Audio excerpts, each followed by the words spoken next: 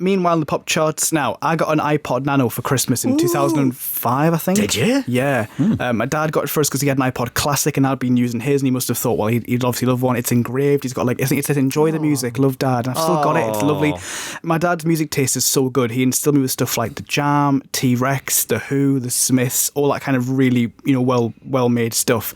I got this iPod and filled it with Five and stuff like this. This is their number one single. It's called Let's Dance. Very different to A Town Called Malice. This is the third. This is the first single from the third and final album, King Size.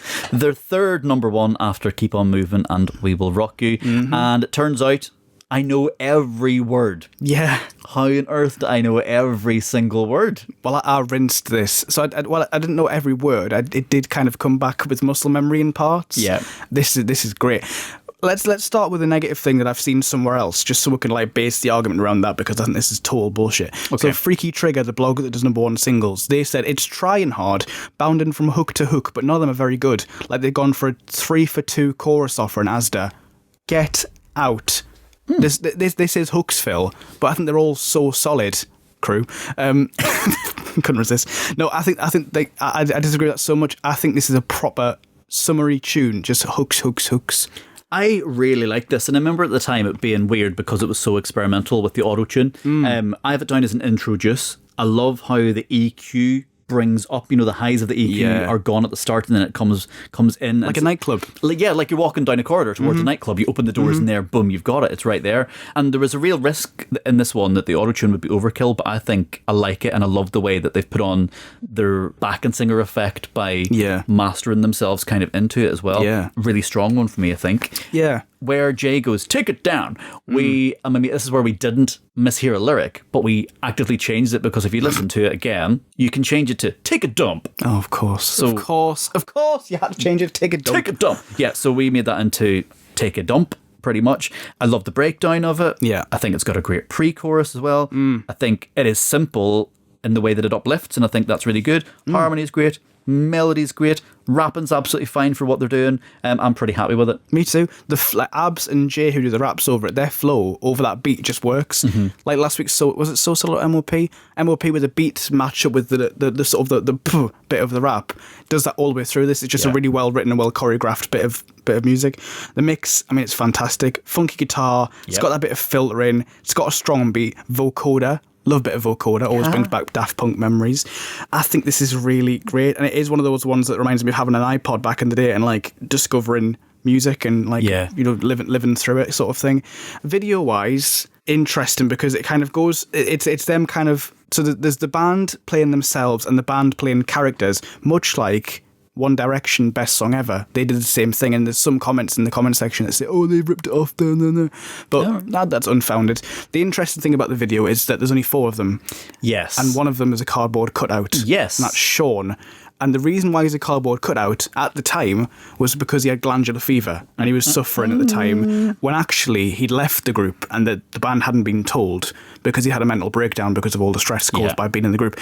With that in mind, with the fact that he had actually left the group because he was stressed and going out of his mind, why did they let them draw so much attention to the cardboard cutout? There's a bit where there's girls dancing around the cardboard cutout, and there's a bit at the end where they go, what do you think, Sean? Oh, you're not got much to say. It's like, dude, he's just left the group because he doesn't want to be there. Yeah, so I'm thinking... Why did nobody step in and say, let's not make jokes about it? Well, obviously the lads didn't know. No. But the people at the top end will have known that he's the people gone. who signed off on it. Absolutely. And this is a prime example of what's wrong with the industry. For the music video, right, I love the track. I have a massive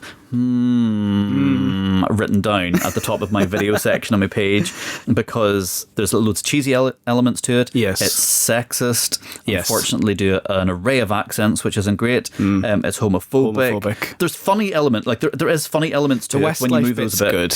Yeah. When they're doing the suits and the arms out, that's a good Westlife piss take. I like that. Yeah, so they do. So the gist is, it's them, and the whole point of the video is it's them in the creative briefing about what they want to do as a video, and some of them are suggesting we need girls dancing on us. Some of them are then saying we need rain. Some of them are saying we need backing dancers. We need a dance routine. So it's all of that kind of stuff, but I think it's kind of creative as a whole concept. Yeah. But actually, when you watch the music video, the song stops so many times that it's funny for a second, but it really, really loses momentum, and there's too much chopping and changing in it. But the video, I wonder if they're embarrassed now from a creative process of the way that they've actually done that, by keeping Sean into it, taking the piss out of him.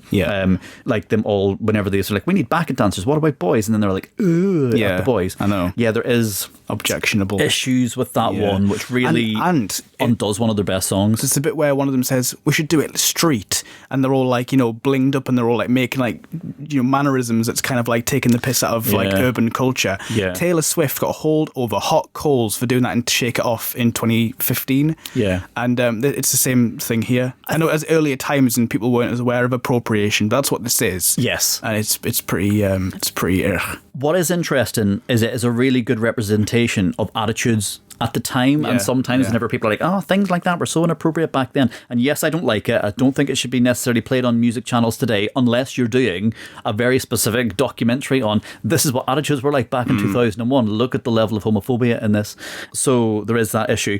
I'm going to go back to positive, because you said, was it vocoder and stuff like that to get the auto-tune? Have a listen to Dirty Vegas. This is Days Go By. And like this is a very, very, very, very, very credible dance track, and I don't want to put the two too close side to side, but from a production point of view, they're very similar. So on the grand scale of a pop track, the creative techniques that they've put into this track is actually really, really smart. So it has elements of Dirty Vegas Days Go By. Obviously, for me, Dirty Vegas is way completely different standout, and I don't want to bring them too close in case people are enraged. But that kind of gives it extra production points for me. But I feel like if we drew a line and never discussed the music video again, we're up there with one of the best 5 tracks so far, and it makes me really love them.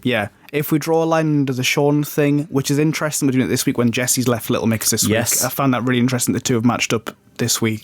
Song-wise, great. Video-wise, not perfect. No.